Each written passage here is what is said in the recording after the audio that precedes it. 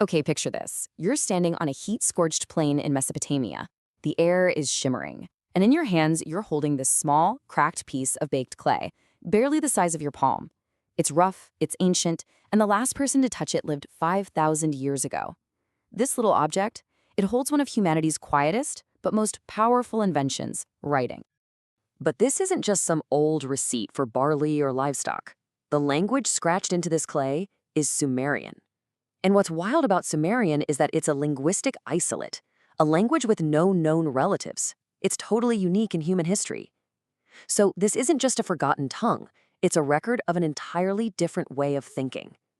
For centuries, we've been trying to crack the code of what's locked inside these tablets.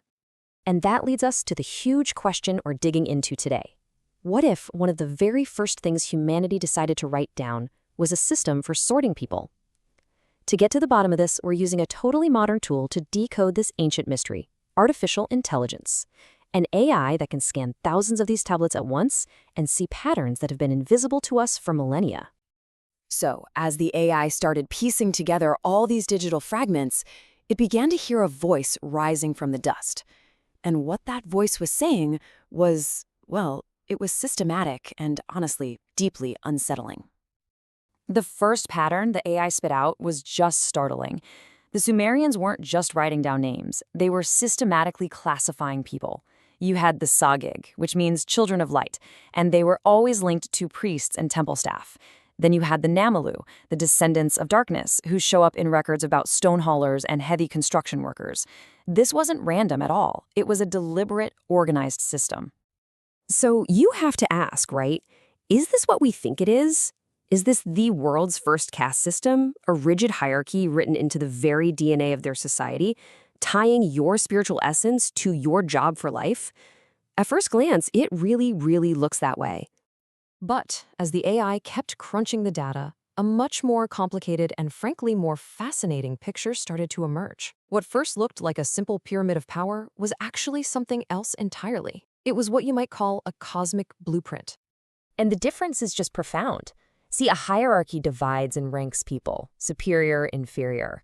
But the Sumerian gods' blueprint saw different groups as reflections of different divine forces. The children of light weren't better than the descendants of darkness. They were just different parts of a cosmic whole. One represented the heavens, the other, the earth. Neither one was superior. They were just essential ingredients needed to create a balanced, complete universe. It's a circle, not a pyramid. And get this exact phrase shows up again and again on the tablets. They are separate, but together they are complete. This wasn't a philosophy of division. It was a philosophy of cosmic harmony. Every group had its part to play, a specific divine energy to channel, and only when you brought them all together was the world truly whole. There's another line the AI kept flagging. The god Enki mixed them. For a long time, scholars argued about what that meant. But the AI's analysis points to something incredible. It probably wasn't a curse or a sign of being impure. It was a celebration. For the Sumerians, humanity was meant to be divinely mixed. Our strength didn't come from purity. It came from the complexity of all these different divine elements blended together. That cosmic blueprint, it wasn't the only game in town. In another Sumerian city-state, Lagash, a completely different idea of identity took root. This one wasn't based on the stars, but on the very soil beneath their feet. In Lagash, they had this word emena. It kind of translates to our people or blood union. But this wasn't about genetics or family trees. It was a symbolic brotherhood, born from working the same dirt, sharing water from the same canals, eating bread from the same grain. To say, I am of the emena meant something like, I was made from the labor of this land right alongside my brothers. Your identity didn't come from I, it came from we. But here's the tragic part. This collective identity, it didn't last. The tablets tell a pretty sad story. The rise of private property started to fracture the community. Suddenly, there was temple land, and then there was the people's land. A new class of priests and landowners started exploiting the poor. It got so bad that a ruler named Agina brought in the world's first known social justice laws to try and protect widows and the poor. But the tide had already turned. The AI noticed that over time, the word emena shows up less and less, and the word lugal, which means king or literally big man, starts appearing more and more. The we was fading and the I was taking over.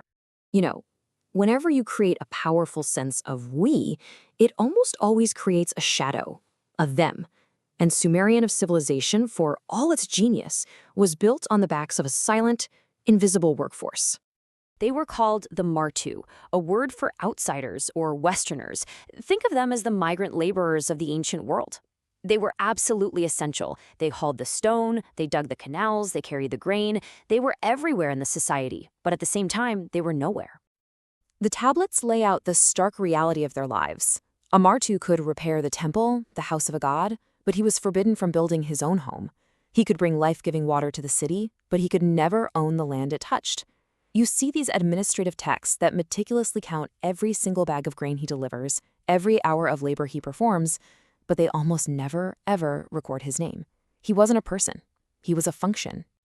And then the AI found one line, just scrawled on a tiny fragment, that says it all. It reads, "Martu spoke, but his voice was not written down." An entire group of people, the very people propping up a civilization, were systematically written out of their own story. Their voices were being erased from history at the exact moment history was first being recorded. So, in the end, that balanced divine blueprint and that collective emena, they were eventually replaced by something much more rigid, something we'd recognize. It was a new social structure that was mirrored perfectly by a physical one, the Ziggurat. A temple text lays out this new hierarchy with chilling clarity. It asks, what does each level of society offer to the gods? The king offers gold. The priests offer incense.